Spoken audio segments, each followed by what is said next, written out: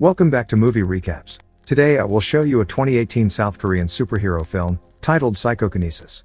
Spoilers ahead. Watch out and take care. In Seoul, South Korea, Shin Rumi runs a very successful fried chicken restaurant at a very young age. She hasn't gone to college because she wants to work to help her mother, who had to make an extra effort after her father abandoned them when she was just a child.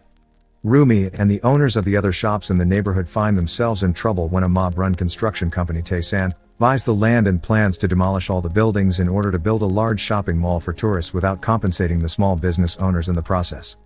One night, Rumi is woken up by a group of hired thugs that arrives at the area and forcibly takes her out of her own place. Her mother arrives shortly after and isn't allowed to enter either, so she gets in her van and drives through them to make them move away. However, her plan is short-lived. The men quickly regroup and drag her out of the van as well, only to drop her on the ground when she tries to struggle out of their grasp. She hits her head on the edge of the sidewalk and instantly loses consciousness, causing the thugs to back away as the neighbors arrive to help a crying Rumi and take them to the hospital. Sadly, her mother dies during surgery, and as she cries one last tear, a meteor lands on the mountains and infuses the local spring with a special energy. The next morning, Rumi's father, Shin Sa-kwon, drinks that water when he visits the area and notices it has a bad taste. Afterward, he goes to his job at the bank, where he works as a security guard. While chatting with the cleaning lady, he shows her how he always steals coffee packets from the waiting room, sometimes toilet paper too, and encourages her to do the same as he shares one with her. He also complains about an upset stomach, which he blames on the spring water. Hours later, when his shift is over, the other guard scolds him for always arriving late, but he doesn't care and calls him a nagger. He also sees the cleaning lady being scolded by their superior, who has found all the coffee packets she stole. Sa-kwon pretends he doesn't see them and walks away, but he does think the cleaning lady had been dumb for taking so many at the same time, making it noticeable. Later in the evening, he is having a snack at a small market when his stomach starts hurting rather badly. As he agonizes on top of the table, various objects around him start moving on their own, and suddenly, all the tables and chairs around him move back as if they had been pushed. At least the pain is gone now, but Sa-kwon doesn't have much time to enjoy his newfound relief. The shop owner isn't happy with what he's done with his table, so he kicks him out. Moments later, Sa-kwon gets back to his very dirty and small apartment and lies down on the mattress as he puts a cigarette in his mouth. When he reaches out to grab the lighter, it flies directly to his hand, which freaks him out a little. However, he doesn't get to examine the situation much further because he's interrupted by his phone ringing. It's his daughter, letting him know her mother has died. Sa-kwon puts on an old suit and goes to the funeral, where he walks past Rumi, not recognizing her at first because he hasn't seen her in years. Their meeting is rather awkward, and they don't get to talk much anyway because the funeral is suddenly crashed by President Min, the man in charge of Taesan's operations, and his thugs. Rumi calls him out for coming, saying they should only see each other at court, but Min pretends to be upset and stressed, saying her mother died while driving and they shouldn't be blamed for it. Furious, Rumi tries to kick them out, but before things can get violent, her lawyer Kim Jung-hyun cuts in and tells Min this should be decided by the law. Before leaving, Min tries to give her condolence money, but Rumi turns it down. While the neighbors comfort her, Jung-hyun introduces himself to Sa-kwon and takes him around the neighborhood to show him the damage the thugs have done to the local businesses. Sa-kwon looks a bit sad when he sees the restaurant destroyed but doesn't get involved in the conversation. He just accuses Jung-hyun of only helping Rumi to get in her pants before leaving. On his way home, he remembers the cold way Rumi looked at him and makes an angry gesture with his hand, causing a pile of trash to be thrown back as if he had pushed it. He remembers what he had done with the lighter and rushes back to his apartment, where practicing with the lighter proves his theory. He has telekinetic powers. Soon he's moving every object on the floor at the same time. Afterward, he goes to visit his fellow guard at the bank and asks him if illusionists make good money. The man tells him of the nightclub down the street where some performers make up to $1 million a night. The next morning, after leaving her mom's body at the cemetery alcoves, Rumi returns with her father and friends to the shopping arcade where all the shop owners are hiding from the thugs that are camping down the street. They have been around the area a lot, breaking windows, leaving graffitis, and causing scenes. Jung-hyun asks them to be patient while he continues to meet with the prosecutor, but most of them believe the law will be bought by the construction company. While discussing how to protect the place, Mr. Kim and his wife propose to get a bit more violent, perhaps even using Molotov bombs like they've seen other rebels do. The thugs have been violent with them, after all, but Jung-hyun thinks that will only make them look worse in the eyes of the public. Sa-kwon interrupts the conversation then to tell everyone this is too dangerous and they can't win, so they should all find a new job and Rumi should allow him to help her, perhaps even go to college as well. This attitude infuriates the neighbors who start yelling at him, so Rumi kicks him out. In the evening, Sa-kwon goes to the nightclub and shows his powers to the owner, who immediately hires him as a performer. The following day, Rumi and Jung-hyun meet with the prosecutor's supervisor, but he doesn't bring good news. The autopsy report isn't enough to prove anything, since it only shows the bruise and Rumi's mother could have acquired it by falling herself. The only other evidence they had was a security camera from a nearby car, but the owner claimed it was fake after Tae-san bought him out. After lunch, Jung-hyun insists on helping her get her van out even if he has other things he should be doing. When she arrives at her neighborhood, she ignores Sak-han, who has been waiting for her after she didn't pick up any of his calls. He asks her to have a private chat, and once they're far from curious ears, he tells her he wants her to live with him and go to college, and that he's earned enough money to support her. To prove it, he uses his powers to make some silly tricks with a tie, then makes various objects in the room float, but Rumi doesn't believe him, thinking they're just parlor tricks. She gets rather angry and calls him very irresponsible for wasting time with magic tricks, pointing out he's just running away the same way he did when she was 10. Sak-han tries to explain he divorced his wife to protect her and Rumi from the debts his father left him, but Rumi doesn't believe this is the only reason. She clearly remembers how he pretended not to see her the day he left. Crying, she says having him trying to act like a dad after so long is disgusting, and leaves. While walking away, he notices Min and his men getting in their cars ready to attack and decides to follow them. Back in the arcade, the shop owners are alerted of this, so Mr. Kim and his wife go to find the police while the others barricade the entrances. When the thugs arrive, they manage to break the barrier and get in, assaulting all the neighbors while Min's assistant records everything with his camera. The shop owners are clearly at disadvantage here, but soon things turn in their favor when Sak-han arrives and begins using his powers. He pushes all thugs back, tossing them around or even throwing things at them until they're separated from the civilians. These men get scared quickly, not listening to Min when he orders them to attack. Only one of them dares to come forward, and Sak-han twists his arm and makes him float in front of everyone. Mr. Kim returns with the police then, and everyone is taken to the precinct, where both sides start arguing and blaming each other for what happened. The officer isn't happy with all these people making a scene in his office, so he decides to watch the recording and decide from there. The video shows Sak-han using his powers, so of course the cop thinks it's all a performance. Without any proper evidence to arrest anyone, he sends them all away.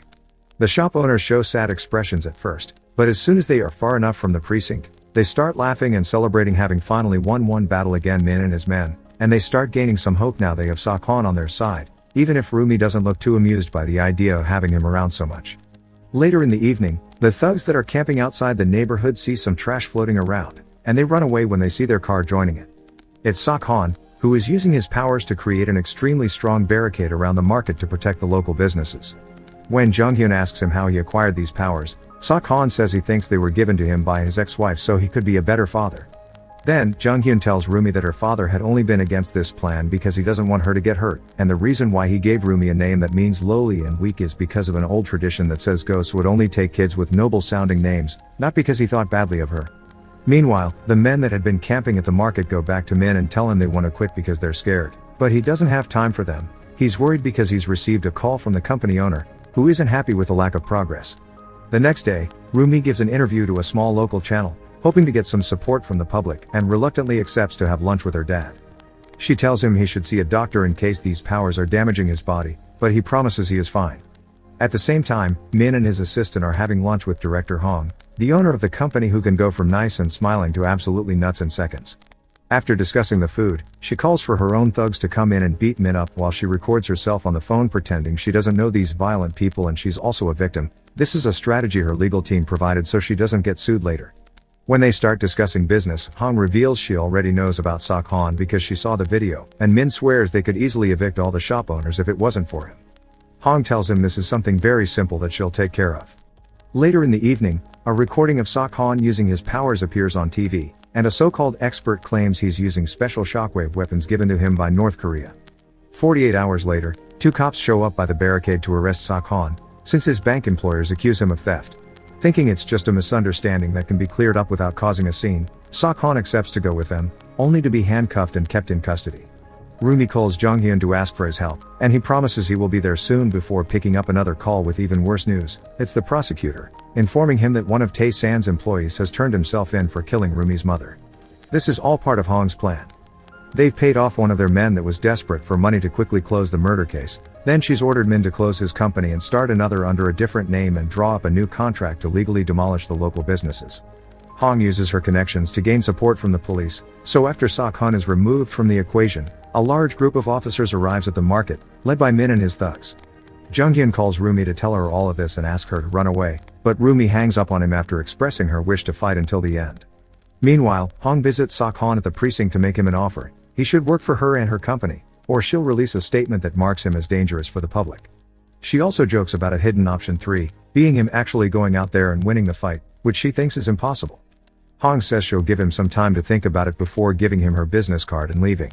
With the presence of the press around them, the cops try to advance against the barricade, but Rumi and her friends keep them at bay by using Molotov bombs. They have no choice to run away, however, when the police bring over an excavator that they start using to destroy the barricade. While everyone runs, Rumi falls and sees Mr. Kim is stuck under some debris.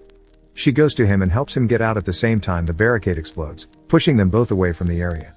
Fortunately, the other riders find them and help them come inside. The police officers manage to break into the market area, and now they've surrounded every entrance. It's almost impossible for Jung-hyun to get in to help. He calls Rumi, who is with the other shop owners at the arcade trying to keep the door closed, and he tells her everyone should escape to the roof or they'll get arrested. All this is being shown on TV, so Sok-han learns about it when the cops tune in. They turn the TV off when they see him watch though, so Sok-han uses his powers to take a phone from one of the officers and see what's going on. Remembering the last time he failed his daughter, he decides he won't allow this to happen again and proceeds to break his handcuffs before opening a hole in the cell's door. With an explosion, he escapes the precinct by jumping through a window and landing near Hong, and as soon as he sees her, he revengefully destroys her car. He gets away by discovering he can use his telekinesis to fly, but after a few miles, he hits a building and falls to the ground. A giant screen that shows the riots reminds him not to give up, so after taking a couple of big leaps that push away the cars on the streets, he takes flight once again. Back in the neighborhood, Rumi and the others all make it to the roof except for Mr. Kim, who is pushed off by the police and is left hanging on the railing of the stairs. The cops start aiming their water cannons at him, causing him to slip and fall, but Sok-han arrives just in time and rescues him in midair. He leaves him on the roof of a building far from the area before flying back, ready to help until he accidentally crashes against a portable building suspended on a crane that the police are using to get more cops on the roof. Sok-han bounces off this box and enters the building through a window to find himself surrounded by more officers, who attack him with a fire extinguisher to blur his vision. A pile of cops jumps on Sok-han and keeps him on the ground, but this is still not enough, and his powers easily push them away. Using some furniture to destroy the windows, he flies away, ready for more action. In the meantime, Jung-hyun has managed to reach the roof of a nearby building, and he puts down a staircase between both roofs so that his friends can cross over. Unfortunately, it's too late for Rumi, who is captured by the cops in the suspended box. Another group of officers arrives through the normal stairs and starts assaulting the shop owners until Sok-han arrives and pushes them all away. Once again, all the cops jump on him together, but they aren't a match for his powers and he easily knocks them out while Jung-hyun helps everyone cross over. After taking care of all the remaining police officers, Sok-han uses his powers to push every neighbor to the other roof in one go before going to look for his daughter.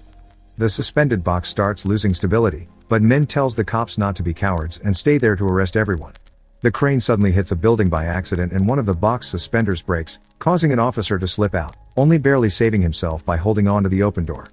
Rumi sees this and tries to help him, first alone but soon with other cops helping her as her father finally comes over and makes an extra effort with his powers to bring the box over to the roof.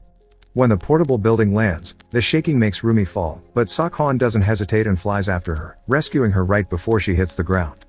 After apologizing to her for everything, she leaves her with her friends and asks Jung-hyun to take good care of her before flying away to meet Min. He tells him they've won right before punching him, but afterward, he puts up no resistance and turns himself into the police, who waste no time and arrest him. 4 years later, Sok-han is released from prison and is picked up by Jung-hyun, who tells him he's engaged to Rumi. When they drive by the area her old restaurant used to be at, there's nothing but an unoccupied plot. It turns out Tae-san's project was not profitable and construction has been delayed. When night falls, they make it to a new restaurant where all their old friends are having dinner and happily receive him with open arms when they see him. His daughter is there too, and Sok-han discovers this is Rumi's new business. At her request, he uses his powers to help her serve the beer mugs as he notices she's chosen the name Superpower Chicken. Make sure to subscribe and turn on notifications so you can watch more videos like this. Thanks for watching.